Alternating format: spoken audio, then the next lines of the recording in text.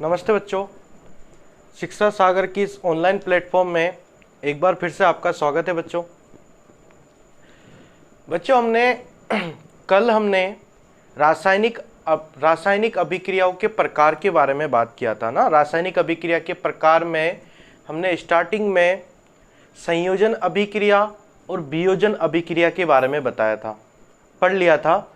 और संयोजन अभिक्रिया क्या था कि दो या दो से अधिक क्रियाकारक आपस में जुड़कर अगर एकल उत्पाद का निर्माण करता है तो उसे हम संयोजन अभिक्रिया कहते हैं। और वियोजन का मतलब क्या होता है, जब एकल क्रियाकारक टूटकर दो या दो से अधिक उत्पाद का निर्माण करता है तो उसको हम क्या कहते हैं, वियोजन अभिक्रिया कहते हैं। ठीक है, ये तो हमने कल पढ़ लिया था। अब आज जो अगली अभिक्रिया आएगा तो उसका नाम क्या है, विस्थापन अभिक्रिया। ठीक है, अब देखो विस्थापन अभिक्रिया जैसे नाम से पता चलता है, विस्थापन का मतलब होता है विस्थापित कर देना। अब विस्थापित करेगा, किसको विस्थापित करेगा, तो वो सारी चीजें हम इसमें पढ़ेंगे। तो समझना, देखो पहले हम बात करते हैं कि विस्थापन अभिक्रिया किसे कहते हैं। तो जब कोई परमाणु या आयन किसी दूसरे विलयन के परमाणु को हटा देता है मतलब विस्थापित कर देता है और खुद जाके जुड़ जाता है, तो इस अभिक्रिया को हम क्या बोलेंगे, विस्थापन अभिक्रिया। मतलब इसको अगर उदाहरण से समझे, जैसे कि उदाहरण ले लेते हैं कि एक परमाणु है लोहा। अब लोहे की क्रिया अगर हम क्या करें, कॉपर सल्फेट के विलयन से करवाते हैं। ये पता है क्या होता है, जैसे कॉपर सल्फेट का एक विलयन होता है। अब इस विलयन में जैसे ही हम लोहा मतलब लोहे की कील को डालते हैं ना, तो लोहे की कील का रंग परिवर्तित हो जाता है। और परिवर्तित कैसे होता है, क्योंकि ये लोहा जो है ना, एक कॉपर को हटा देता है, इसको हटा देता है और हटा के इस सल्फेट के साथ खुद जुड़ जाता है।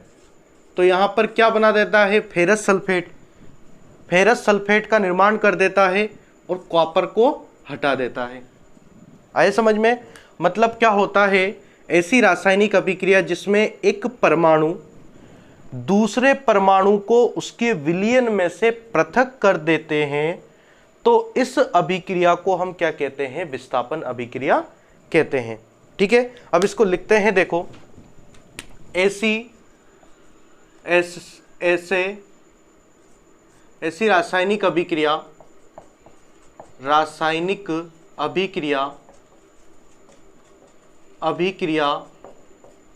जिसमें एक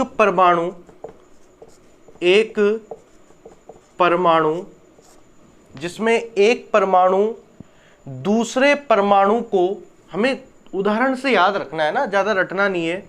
एक परमाणु दूसरे परमाणु को उसके विलयन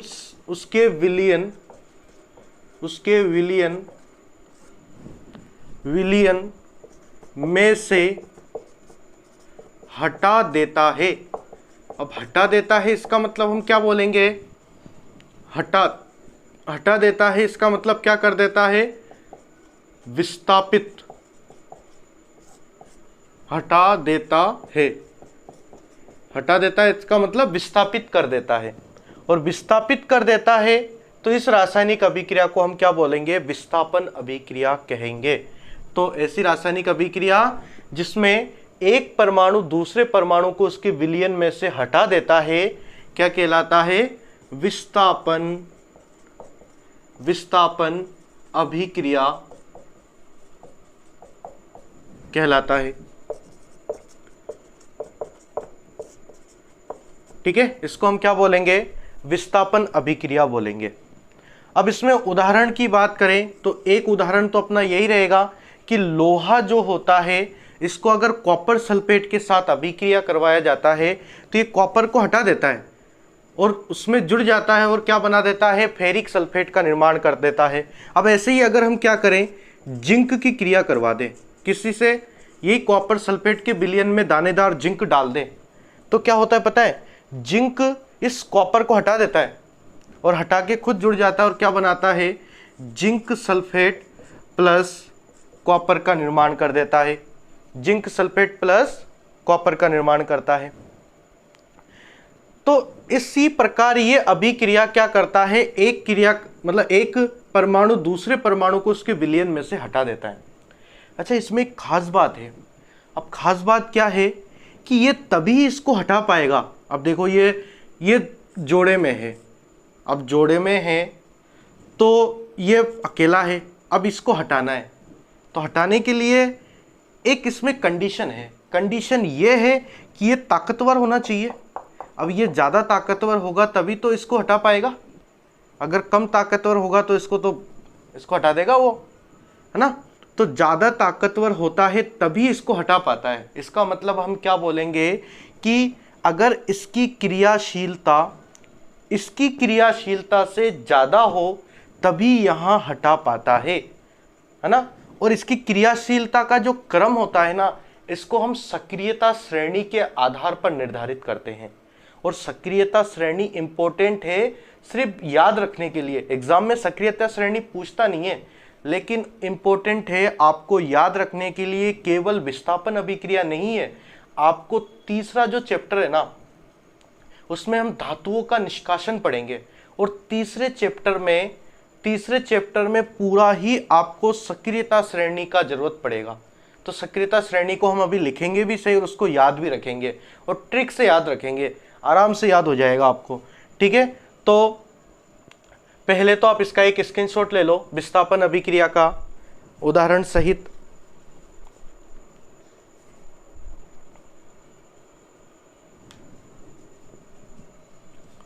ठीक है, अब इसी में नोट डाल के लिख लो। इसको नोट डाल के इसको ऐसे लिखेंगे, उपरोक्त मतलब विस्थापन अभिक्रिया में ना, उपरोक्त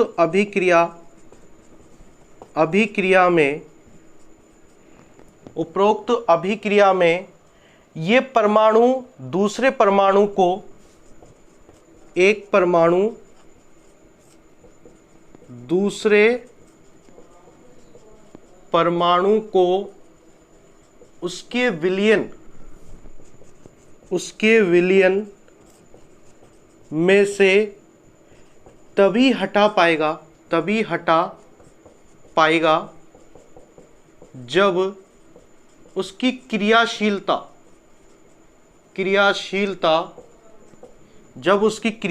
किससे अधिक हो, जब इस परमाणु की क्रियाशीलता दूसरे परमाणु से अधिक हो।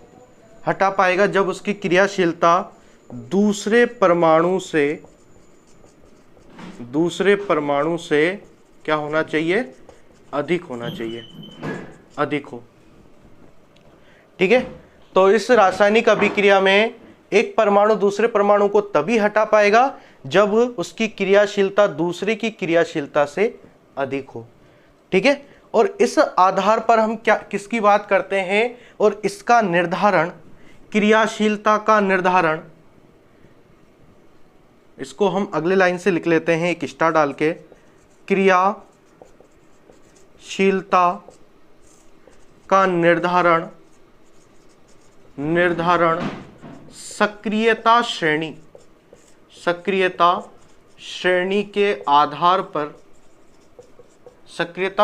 के आधार पर लगाया जाता है, किया जाता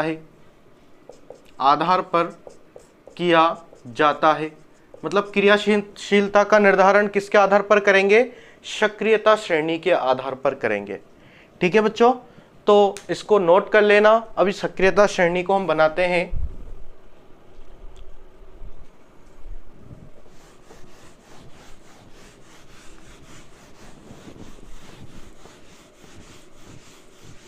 अब देखो, सक्रियता श्रेणी के आधार पर ऊपर स्थित परमाणु नीचे स्थित परमाणु को हटा पाएगा।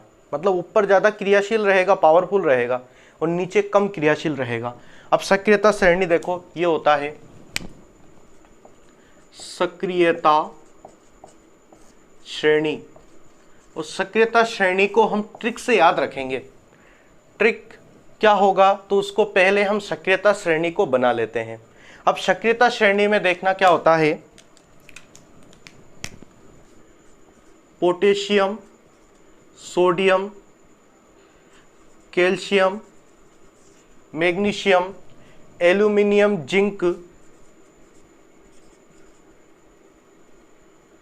Zinc, ferric, lead, hydrogen copper, mercury, Ag और Au। ठीक है, अब देखो इसका नाम लिखते हैं। पहले तो इसको हम क्या बोलते हैं, पोटेशियम। इसको हम क्या बोलते हैं, सोडियम। ये क्या है, कैल्शियम। मैग्नीशियम,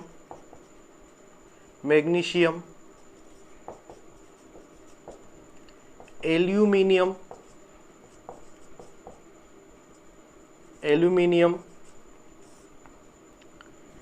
जिंक, इसको हम क्या बोलते हैं, आयरन लोहा, है ना, आयरन, या फिर इसको हम लोहा भी कहते हैं। ये क्या होता है, लेड, हाइड्रोजन। देखो हाइड्रोजन को हमने बड़े कोष्टक में इसलिए बनाया है क्योंकि ये जो क्रियाशीलता का जो क्रम है ना, इसके आधार पर निर्धारित किया जाता है। मतलब एक प्रकार से ये मानक होता है। जैसे कि इनका जो क्रियाशीलता निकाला गया सबसे पहले, अब कौन क्रियाशील है, कितना क्रियाशील है, तो इसका पता कैसे लगाएंगे, है ना। जैसे हम क्या करते हैं कि दो लड़का है, राम और श्याम, मान लो दो लड़का है। अब उसका हमें पता लगाना है कि कौन बड़ा है कौन छोटा है, तो हम क्या करते हैं, उसकी तुलना करते हैं कि ये राम से इतना छोटा है, ये राम से इतना बड़ा है। तो वैसे ही हाइड्रोजन की तुलना में इनकी क्रियाशीलता का पता लगाया गया है, इसलिए इसको बड़े कोष्टक में लिखा जाता है। ठीक है, ये हाइड्रोजन की तुलना में ज़्यादा क्रियाशील और ये हाइड्रोजन की तुलना में ये कम क्रियाशील है। अब ये कौन कौन है, एक तो कॉपर है, एक है मरकरी, या फिर इसको हम पारा भी कहते हैं या पारद भी कहते हैं। ये क्या है, चांदी, या फिर इसको हम क्या बोलेंगे, सिल्वर। और ये क्या है, गोल्ड या सोना। अब देखो, अब ये ऊपर स्थित जो है ये सबसे अधिक क्रियाशील धातु है, सबसे अधिक क्रियाशील धातु, सबसे अधिक क्रियाशील है धातु, या फिर इसको हम परमाणु भी लिख सकते हैं ना, सबसे अधिक क्रियाशील परमाणु ऊपर वाले। अब नीचे आ रहा है तो ये तीर का निशान नीचे है, इसका मतलब नीचे आने पर क्या होता है, क्रियाशीलता का क्रम घटता जाता है। ठीक है, नीचे आ रहे हैं हम, यहां पर तो क्रियाशीलता तो क्या है, सबसे अधिक है, क्रियाशीलता सबसे ज्यादा है ना, मतलब ज्यादा है, उसको बढ़ा दिया ऊपर की तरफ। अब ये मध्यम क्रियाशील परमाणु है, बीच वाले क्या है, मध्यम क्रियाशील परमाणु है। और उसके बाद जो नीचे वाले हैं, या हाइड्रोजन के नीचे वाले जो सारे आते हैं, ये क्या होते हैं, निम्न क्रियाशील परमाणु। ठीक है, निम्न क्रियाशील परमाणु। सबसे कम क्रियाशील वाले परमाणु कहां पर है, ये नीचे स्थित है, कॉपर, मरकरी, सिल्वर और गोल्ड। ठीक है, अब देखो इसको याद कैसे करना है। देखो यहां पर मैंने आपको अभिक्रिया ऐसे लिखाया था, अभी रासायनिक अभिक्रिया की बात करें तो क्या लिखाया था कि फेरिक कॉपर सल्फेट के विलयन में से हटा देता है, फेरिक सल्फेट बना देता है। ऐसा क्यों होता है, क्योंकि देखो फेरिक ऊपर आ रहा है और कॉपर नीचे आ रहा है, तो इसको हटा देगा क्योंकि ये ज़्यादा पावरफुल है। अगर मैं ऐसा लिखता कि कॉपर प्लस फेरिक सल्फेट, तो ये अभिक्रिया नहीं होता, फिर नो रिएक्शन, यहाँ पर कोई अभिक्रिया नहीं होता। क्यों नहीं होता, क्योंकि कॉपर तो कम पावरफुल है, तो इसको कैसे हटा पाएगा, नहीं हटा पाएगा, और नहीं हटा पाएगा, इसलिए यहाँ पर कोई रासायनिक अभिक्रिया नहीं होता है। ठीक है, रासायनिक अभिक्रिया तो कब होता है, जब यहाँ पर हम क्या करते हैं, फेरिक को कॉपर सल्फेट, मतलब ऊपर वाला नीचे वाले को हटा पाएगा। ठीक है, अब इसको याद कैसे रखना है, तो इसको याद ऐसे रखना, काशीनाथ का माली, काशीनाथ का माली, काशीनाथ का माली, आलू जरा, माली है काशीनाथ का ना, माली मतलब वो सब्जी वगैरह बनाने वाला है, मान लो उसके घर पे। अब वो आलू बनाता है, तो आलू क्या बनाता है, आलू जरा फीका बनाता है, वो फीका,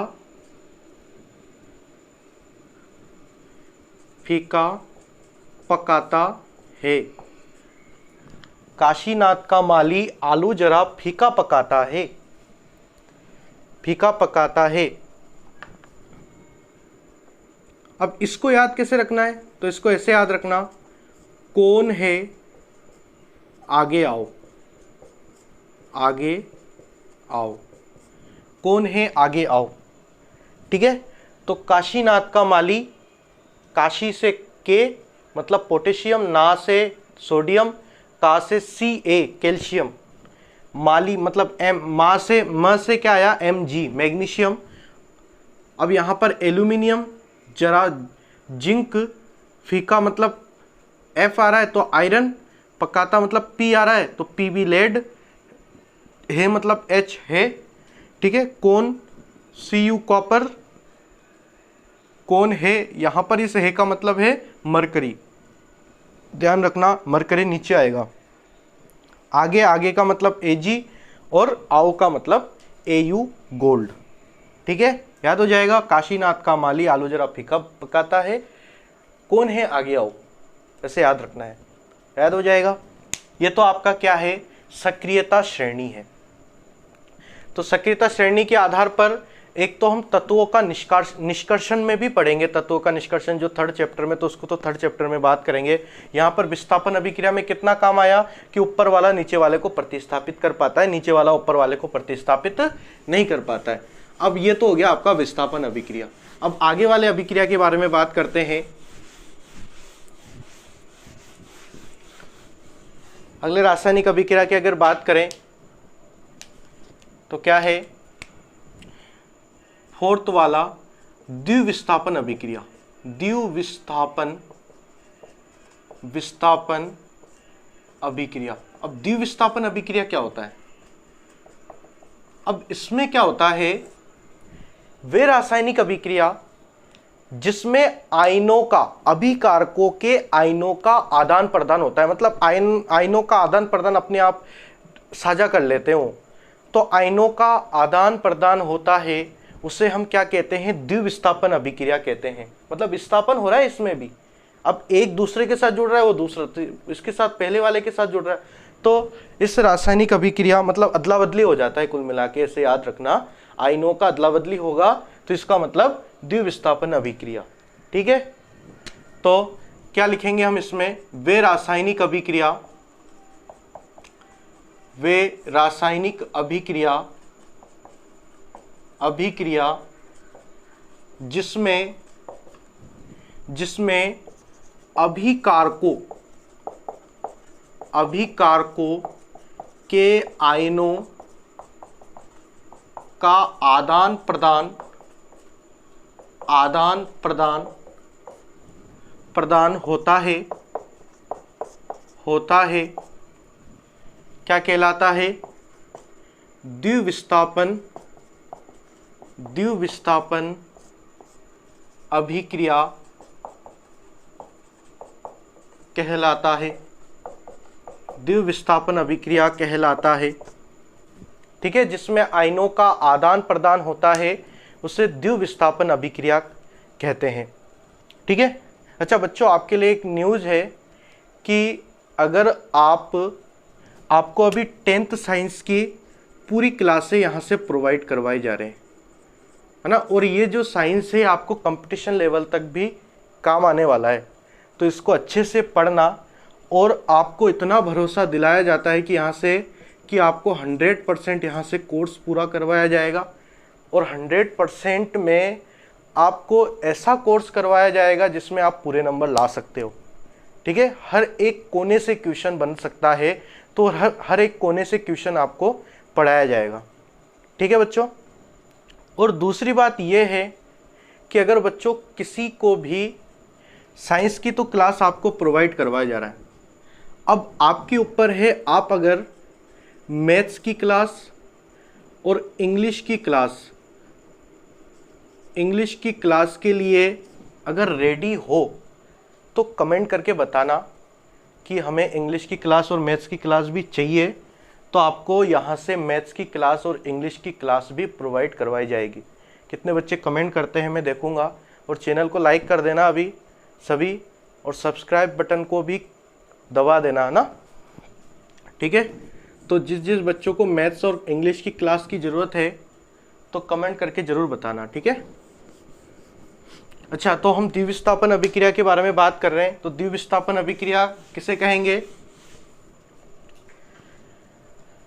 तो इसमें द्विविस्थापन अभिक्रिया जिसमें अभिकारकों के आयनों का आदान प्रदान होता है। ठीक है, अब इसमें एक उदाहरण की बात करें तो उदाहरण में समझना, उदाहरण में सबसे अच्छा उदाहरण एक ले लेते हैं हम। कौन सा?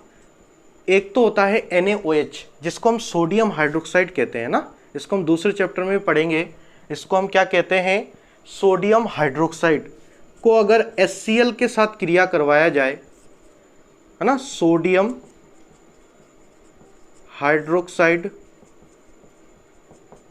हाइड्रोक्साइड की क्रिया, ये क्या है? हाइड्रोक्लोरिक अम्ल, है ना, हाइड्रोक्लोरिक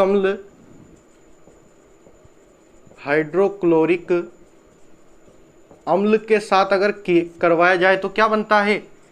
NaCl बनता है। देखो ये Na तो Cl के साथ जुड़ा और ये HOH के साथ जुड़ा। अब यहाँ पर HOH तो लिखेंगे नहीं क्योंकि 2 H है, तो H को एक साथ लिखेंगे तो H2O हो जाता है, मतलब जल बन जाता है। ठीक है, इस अभिक्रिया को हम उदासीनीकरण अभिक्रिया भी कहते हैं, जिसको हम सेकंड चैप्टर में पढ़ेंगे वापस। लेकिन द्विविस्थापन अभिक्रिया का उदाहरण आया तो सबसे अच्छा उदाहरण है ना। अम्ल क्षार के बारे में डिटेल से बात करेंगे उसमें कि ये तो क्या होता है? क्षारक होता है NaOH, है ना। सोडियम हाइड्रोक्साइड जब हाइड्रोजन क्लोराइड के साथ यानी हाइड्रोक्लोरिक अम्ल के साथ अभिक्रिया करता है तो क्या बनाता है? Sodium chloride. सोडियम क्लोराइड जो खाने का नमक होता है, सोडियम क्लोराइड बनाता है और साथ में क्या बनाता है?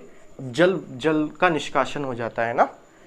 अब दूसरा और एक उदाहरण ले लेते हैं हम। एक तो क्या है? सोडियम हाइड्रोक्साइड हाइड्रोक्लोरिक अम्ल के साथ अभिक्रिया करके क्या बनाता है? सोडियम क्लोराइड जो कि खाने का नमक होता है और जल बना देता है। एक उदाहरण और ले लेते हैं। सोडियम सल्फेट की क्रिया अगर हम क्या करें? बेरियम क्लोराइड के साथ करवा दें। ठीक है, बेरियम क्लोराइड के साथ क्रिया करा दें, मतलब ये दोनों विलयन है। अब विलयन को हम परख नली से दूसरे विलयन में जब डालते हैं ना, तो क्या होता है? ये सोडियम तो क्लोरीन के साथ क्रिया करके इसके साथ जुड़ जाता है, सोडियम क्लोराइड बना देता है NaCl, और ये बेरियम सल्फेट के साथ जुड़कर VaSO4 बना देता है, VaSO4। अब इसको संतुलित करने के लिए यहाँ पर आगे कितना लगाना पड़ता है? 2 लगाना पड़ता है ना। ये रासायनिक अभिक्रिया को संतुलित करना मैंने आपको अच्छे से समझाया है, तो आपको आना चाहिए। और ये आयनों के आधार पर ये BaCl2 क्यों बनता है, तो आपको फर्स्ट सेकंड क्लास में सबको बता रखा है। ये सोडियम सल्फेट Na2SO4 क्यों बनता है? क्योंकि ये -2 बनाता है इसलिए 2, और ये 1 बनाता है तो इसके नीचे 1 लिखने की जरूरत नहीं होता है। ठीक है, तो इसको हम क्या बोलेंगे? सोडियम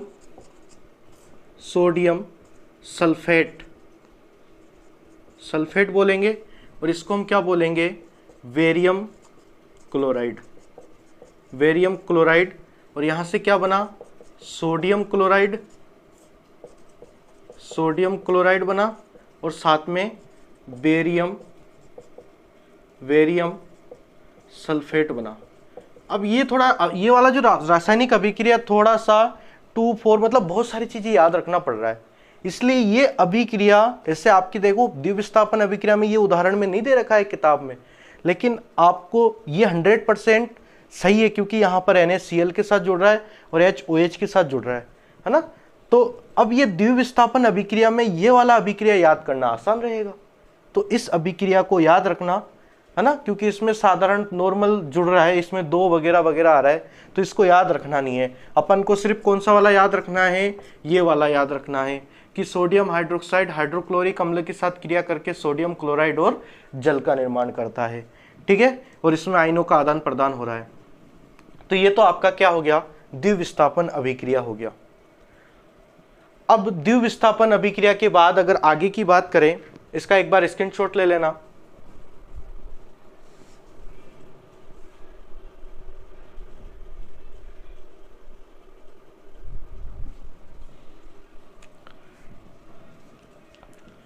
बच्चों आगे की क्लास, आगे का जो अभिक्रिया है उसको अगली क्लास में पढ़ेंगे, ठीक है बच्चों। और अगली क्लास में हम एक तो अपचयन अभिक्रिया, एक उपचयन अभिक्रिया, और उपचयन अभिक्रिया को हम ऑक्सीकरण अभिक्रिया भी कहते हैं, और एक रेडॉक्स अभिक्रिया, 3 अभिक्रियाओं के बारे में जानेंगे। और तीनों इंपॉर्टेंट अभिक्रिया है, इनमें से क्वेश्चन आने की संभावना होता है, ठीक है ना। तो अगर आपको अच्छा लगे तो लाइक कर देना और चैनल को सब्सक्राइब कर देना, ठीक है बच्चों। धन्यवाद।